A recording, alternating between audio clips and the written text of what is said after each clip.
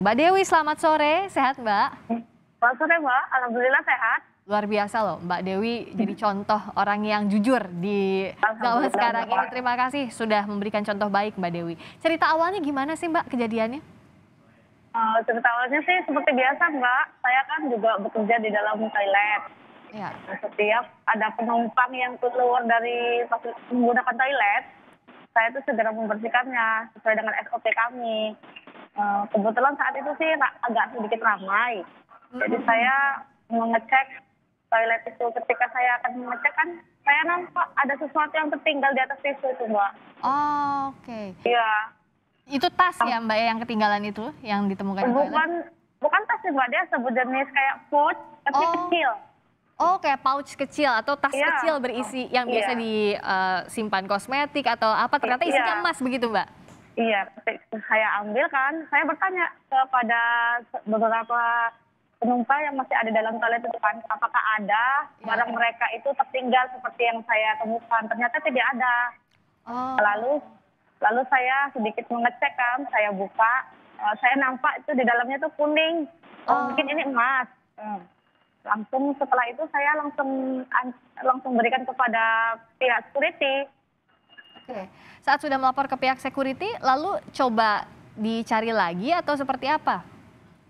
Saya lapor ke pihak security kan, lalu saya lapor ke pengawas saya pribadi. Karena kami kan tetap harus melapor kepada mereka, setiap penemuan barang yang kami temukan dikembalikan juga tetap harus lapor. Saya ingin tahu apa yang ada di pikirannya Mbak Dewi saat menemukan itu. Saat dibuka, dilihat sedikit, oh itu kan emas. Nah, apa yang membuat Mbak Dewi memilih untuk ya memberikan saja ke petugas keamanan, tidak misalnya mohon maaf diambil. Apa-apa yang ada di pikiran Mbak Dewi saat itu? Ya kami itu bekerja sesuai SOP, Mbak.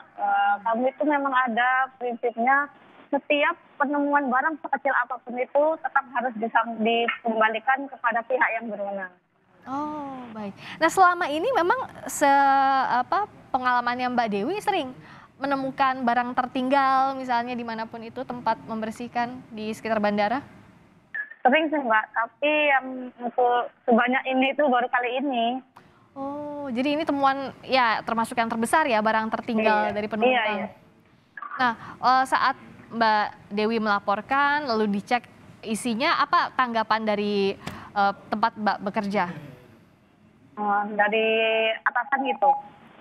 Ya, dari atasannya Mbak Dewi apa katanya? Ya, mereka sih sangat mengapresiasikan saya, Mbak. Menghargailah kejujuran saya. Ya, saya pribadi senang sekali sih. Oke, ya. Apresiasi tentu ya dengan apa yang dilakukan Mbak Dewi. Nah, ini tuh menemukannya hari apa? Tanggal berapa maksudnya?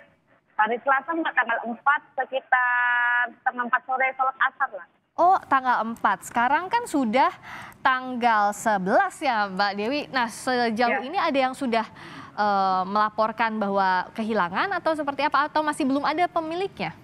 Sejauh ini sih, pengetahuan saya belum ada sih, Mbak, katanya yang mencari itu. Pemiliknya itu belum ada. Oh, jadi belum ada yang mencari ya, belum tahu siapa pemiliknya ya. Nah, kalau SOP-nya kan saat menemukan barang itu dilaporkan kepada pihak berwenang atau pihak keamanan begitu ya, Mbak Dewi? Iya. Nah, kalau untuk klaim barangnya itu nanti berurusannya dengan pihak keamanan begitu? Iya. Sejauh ini kalau dari temuannya Mbak Dewi dan kawan-kawan, adakah pengalaman selain temuan ini ya, barang lainnya milik penumpang yang memang temuannya jumlahnya besar misalnya, atau barang-barang yang penting, barang-barang yang bernilai tinggi gitu? Biasa sih yang sering tertinggal itu seperti handphone. Oh, handphone, iya. Ya, tempat kosmetik, kadang ada tas juga. Macam-macam sih, Mbak. Namanya juga kadang orang terburu-buru itu kan satu-satu tuh bisa ada ketinggal gitu. Oke. Nah, tadi Mbak Dewi bilang katanya akan ini ya, dapat apresiasi. Sudah tahukah apa kira-kira apresiasinya? Oh, itu belum sih, Mbak. Bisa langsung ke atasan kami aja. Oke. Tapi yang jelas Mbak Dewi tidak berpikir apapun apresiasinya, yang penting menjalankan tugas dengan baik begitu ya? Iya. Terakhir Mbak Dewi, jadi dengan pengalaman ini apa yang bisa Mbak Dewi petik dari pengalaman Mbak Dewi yang ingin dibagikan ke pemirsa? Ya, tetaplah berperilaku jujur. Apapun itu ya jujur itu tak mengenal tempat. dimanapun kita berada, tetap harus jujur dalam hal sekecil apapun. Luar biasa. Terima kasih sudah jadi contoh sosok yang jujur untuk para pemirsa. Terima kasih sekali lagi Mbak Dewi Lestari, petugas kebersihan Bandara Kuala Namu Deli Serdang telah berbagi di Kompas Petang. Sehat selalu ya Mbak Dewi.